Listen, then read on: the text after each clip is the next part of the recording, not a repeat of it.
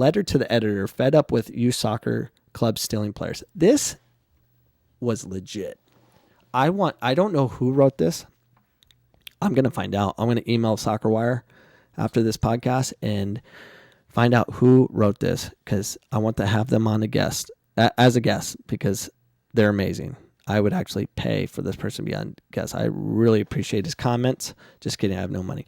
I am speaking out concerning what I feel is a massive issue facing our soccer organizations, and most importantly, our youth soccer players. This year has set a new low in the mission to provide an environment where our kids can thrive and adults foster long-term participation in the sport that sees a large-scale drop-off by the age of 13.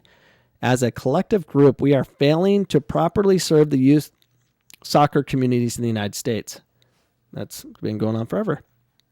What I'm referring to is the business of youth soccer, which was led to widespread theft of players from smaller or perhaps just more ethical, responsible clubs. It infuriates me to know that certain organizations, despite what they preach, do not in any way put the player first. That is absolutely true. This guy is brilliant, or woman, I don't know who it is. The purpose of team officials and leaders is to help our youth reach their full potential on and off the field. Organizations should fulfill this extremely important obligation with the youth's best interests in mind. What I've seen and heard this year is a word full of promises that are likely to go unfulfilled. Players' heads have been filled with the idea that the path to their dreams is narrow and can only be fulfilled in a certain colored jersey. Worse is there are many coaches and directors that do a great job developing the right kind of player that will actually push the overall game forward. And their players get fed the idea that it's wrong, and these coaches are actually going to hurt the players' chances of reaching their goals. This is so true. I went through it. That's why I'm a cynic. That's why I don't coach anymore. I did youth soccer for 19 years coaching, and I was attacked.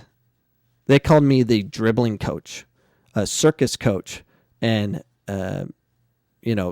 they just made fun of me teaching technique, something that was creative and interesting. They would steal players from me, and I was all about, freedom. I'd sign releases all day long. I mean, I'm not going to make someone play for me, but it doesn't help when you have every club stealing. I mean, I remember I had this girl on my team. Her name was, I started U4 league. Her name was Naomi Aguilar. She played for me, and she was a freak, just natural, just scoring goals all day long. And the team was amazing.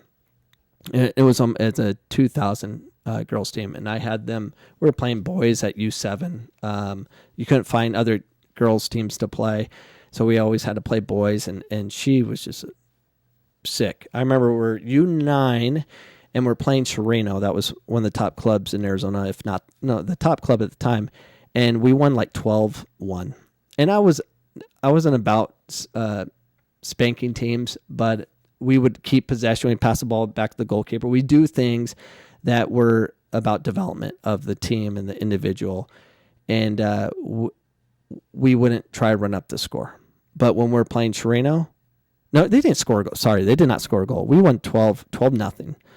And I kid you not, after the game, we spanked them 12-0. The coach, through a parent, contacted Naomi Aguilar's parents and recruited them. Crazy. After we beat them 12-0, recruited her, saying, we have a pathway to college. We have, and the parent called me saying all these things about how they have different opportunities and all this stuff. And I'm like, you have the freedom to go anywhere you want. But that's, it was so frustrating to re-explain what I'm trying to do. And the thing is, the parents don't realize what happens until they leave. So eventually she did leave. I wasn't coaching her at the time. I should have stayed coaching that team. That was my fault. And she went over, and she was the top player in Arizona. Just easily, by far the top player in Arizona. But then she went to Sereno, and then I think Del Sol, maybe. I'm not sure. But they took away her ability to play the game. They didn't let her dribble anymore. She wasn't allowed to dribble, and she could dribble 7-8 players, no problem. They robbed her of that. And now it was all about 1-2 touch soccer, about the system. But she couldn't be her anymore. And they took the game away from her where she quit. I had to convince her to come back to play high school because she finally got out of her shell. She came back, found herself again, got a Division I scholarship to ASU, and then went back into the system. And then eventually is not playing anymore because why? It's not soccer. It's not soccer. That's what Division I is on the women's side. It's not soccer. It's about being big and athletic, and you can't be you if you're technical. That's a big deal. So anyway, let's get back to this article. What I've seen and heard this year. Oh wait, I covered that. I, for one, am tired of watching clubs steal players from great coaches and organizations. I was a great coach. I understand and agree certain players at the highest levels should gravitate towards more competitive environments if that is their desire. What I cannot sit by idly and watch is the mass player grabs that clubs are trying to pull off right now. We all know the reason for this: numbers. More numbers means better health of the business. Clubs are not in this business, are not in this for the business, right? They are all nonprofits, right? They are all here to serve the kids, right? Unfortunately, not all, and just maybe not many. If I may, let me just remind everyone how the business side of this works. This is great. This is awesome. Listen to this. Club A recruits and steals players from surrounding clubs. Club A wins games, wins tournaments, wins state cups. Club A posts on their website and all forms of social media how successful they are. They market themselves as the leaders in player development. Does this sound familiar to you? It's very familiar in Arizona. The result is that it attracts more players who might be a little better than average to go to Club A. So the cycle is perpetuated. The moment someone comes in, the lowest player on the totem pole gets pushed out. Why? That is a great question. And I remember a friend of mine posted on Facebook that they had a kid. He was kind of like looking for, validation. What he did was right, which it was wrong. Because I've been coaching this girl for the last 4 years, and it was the toughest thing in the world for me to do. I had to let her go because of tryouts. And I'm like, so I commented, I'm like, really? I'm like, and I did a podcast about it too, but I said, you cut a girl that you developed. And you said she had the right character, right? He talked about how great this person was, but had to cut her. That's your fault. You're the one that developed her. I never cut players. I took what I had, and I would never cut. I developed that team, and we were darn good, and we beat some amazing teams. Anyways, you develop the player. That's what we have to do. Whether rather than commit to developing the player, they commit to the player that gives them the best chance to win. Let's not forget, many of these players were developed elsewhere. In some cases, all of them were. Yet the marketing message will still be, we are number one in player development. We will get your kid a Division I scholarship. I have heard this directly. It is pathetic. Yes, it is. And it's everywhere. It's not just where you're from. I don't even know where this person's from. She's probably from Arizona. This is Arizona she's talking about, or he.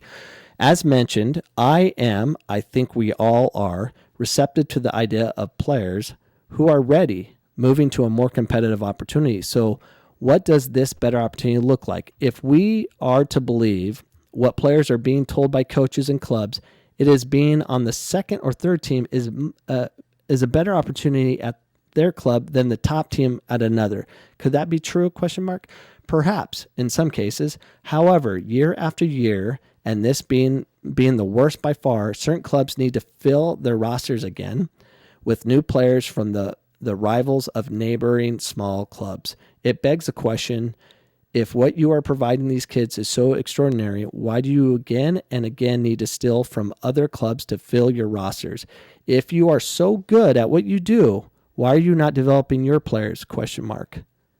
That is a great question.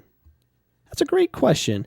If your system is so good, so proven, and the only path, it would seem to me that no one would be able to compete with your methods or your players. I'm actually curious to know why your teams aren't better. I'm curious to know, why do you continue to take players year after year at all age groups? Aside from the business aspect, could it be that you are not disproportionately contributing to the dropout numbers because you don't put that players first? I do not have a solution on this other than to at least try to ignite the discussion. My podcast exists because of this. It's the only reason my podcast exists, because I want to call out all these soccer clubs and organizations and educate parents that we have a problem. We have a big freaking problem. Was that not just like poetry? It was poetry to my ears because it totally made sense. We have a problem in this country. We absolutely have a problem. And someone needs to deal with it, and I'm gonna deal with it with my podcast, but I'm going to do everything in my power to find that person who wrote that. It was brilliant. I wish I wrote it. Go to CoachCameron.com, buy something, or more importantly, share this podcast. That will do more for me than you buying a mug or something. Or you can email me at CoachCameronPodcast@gmail.com and give me something to talk about. If I talk about something that you are that interests me, I might send you a thank you email. Or send you a mug. I don't know. Anyways, have a great day, everybody. Goodbye.